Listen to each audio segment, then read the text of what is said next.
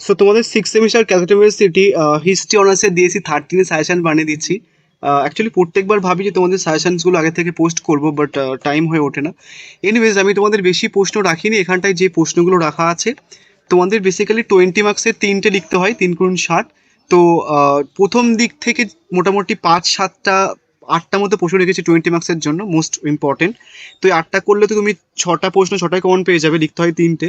সব 8টা করার দরকার নেই, যে যতটা পসিবল মানে 5টা করো, ম্যাক্স টু ম্যাক্স 4টে বা 5টা করার চেষ্টা করবে। 5 মার্কসের হচ্ছে কি ম্যাক্স টু ম্যাক্স 6, 7টা রেখেছি, বাট প্রথম দিক থেকে মোটামুটি 4, 5টা করে করার চেষ্টা করবে, এখান থেকেই পেয়ে যাবে। অ্যান্ড তোমরা পরের সেমিস্টারে যারা নোটস কিনবে একটুখানি, যারা কিনেছো এবারে যে সমস্যাগুলো ফেস করেছো তোমরা, সেই সমস্যার ফেস করবে না। একদম পুরো তোমাদের পরীক্ষা হয়ে যাবে সিক্স সেমিস্টার, দেন তার 1 সপ্তাহ পর থেকে তোমরা নোটস পেয়ে যাবে, ঠিক আছে, যারা কিনেছো। এনিওয়েজ, প্রথমে যে ইম্পর্টেন্ট 20 মার্কসের প্রশ্ন, এই প্রশ্নটা ভারতীয় জাতীয় সংগ্রামে নেতাজি সুভাষচন্দ্র বসু এবং আজাদ হিন্দ ফৌজের ভূমিকা। নেক্সট ইম্পর্টেন্ট প্রশ্ন হচ্ছে কি নির্জোট বা নিরপেক্ষ আন্দোলন, জওহরলাল নেহরুর ভূমিকা।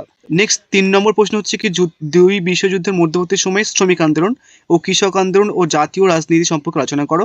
এবারের জন্য কাইন্ড অফ হচ্ছে কি তোমাদের এই কি শ্রমিক আন্দোলনটা বেশি ইম্পর্টেন্ট, তো দুটো আন্দোলন কম্বাইন করতে পারো, আদারওয়াইজ এটা ভালো করে যাবে। নেক্সট প্রশ্ন হচ্ছে কি আইন অমান্য আন্দোলনের গুরুত্ব সীমাবদ্ধতা। তারপর হচ্ছে কি ভারতীয় জাতীয় কংগ্রেস গঠিত হওয়ার আগে সামাজিক ও রাজনৈতিক সংগঠনের ভূমিকা লেখো। এই অবধিও করতে পারো তুমি, 6টা অবধি করলে তোমাদের পরীক্ষাতে 6টা প্রশ্ন আসবে, এই 6টা করতে পারো। দুটো প্রশ্ন কাইন্ড অফ চাইলে করে রাখতে পারো, আদারওয়াইজ প্রথম 6টা করলেই এনাফ। নেক্সট হচ্ছে কি তোমাদের বাংলার সামাজিক ও সাংস্কৃতিক জীবনে রাজা রামমোহন রায়ের অবদান। তারপর হচ্ছে কি ভারতের রাজনীতিতে চরমপন্থী আন্দোলনের উদ্ভব ও বিকাশ। এই 8টা প্রশ্ন করলেই হয়ে যাবে। আশা করছি এই 8টার প্রশ্নের মধ্যে থেকে যদি প্রশ্ন খুব কঠিন হয় তাহলে যে কটা প্রশ্ন কমন পেয়ে যাবে। আর যদি প্রশ্ন মডারেট হয় তাহলে দেখবে 6টা প্রশ্ন 6টাই এই 8টার মধ্যে থেকে পেয়ে যাচ্ছ।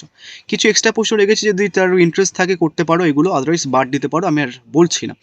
নেক্সট এবার 5 মার্কসের কথা আসি। 5 মার্কসের হচ্ছে কি প্রথম ইম্পর্টেন্ট প্রশ্ন হচ্ছে কি তেভাগা বা তেলেঙ্গানা কৃষক বিদ্রোহ, সাথে তোমরা হোম রুল আন্দোলনটা একটুখানি দেখে যাবে।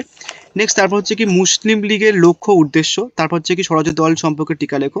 নেক্সট ভারতীয় জাতীয় কংগ্রেসের নরমপন্থী নেতার অবদান বা দেশীয় রাজ্যগুলির ভারতভুক্তির সম্পর্কে আলোচনা করো। নেক্সট তারপর হচ্ছে কি রাওলাট আইন সত্যাগ্রহ এবং গান্ধীজি সত্যাগ্রহ। তো এই যে দুটো সত্যাগ্রহ কিন্তু কাইন্ডটা সেম, মানে কিছুটা ডিফারেন্স আছে, তো একসাথে কম্বাইন করে পড়তে পারো বা সেপারেটলি একটু জাস্ট গান্ধীজির কনসেপ্ট দেখে যাবে। লাস্ট প্রশ্ন ভারতীয় সংবিধানের বৈশিষ্ট্য এবং পঞ্চবার্ষিকী পরিকল্পনা সম্পর্কে টিকা রাখো। যে কটা দিয়েছি প্রথমের সারিতে, মানে এক্সট্রা কোশ্চেন্সগুলো বাদ দিয়ে ওইগুলো করলেই হবে। এক্সট্রা প্রশ্ন চাইলে দেখে যাবে, আদারওয়াইজ এক্সট্রা প্রশ্ন পুরোটা বাদ দিতে পারো।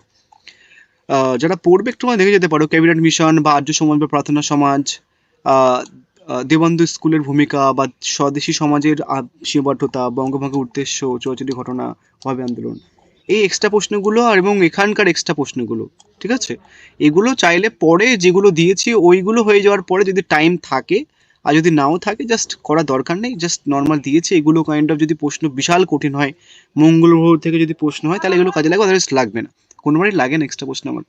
Anyways, so thank you. আমি দেখি তোমাদের ডিএসসি 14টা পরের দিনই পোস্ট করে দেবো, বা আজকে রাত্রে বা কালকে পরীক্ষা হয়ে যাওয়ার পরই পোস্ট করে দেবো। So thank you so much.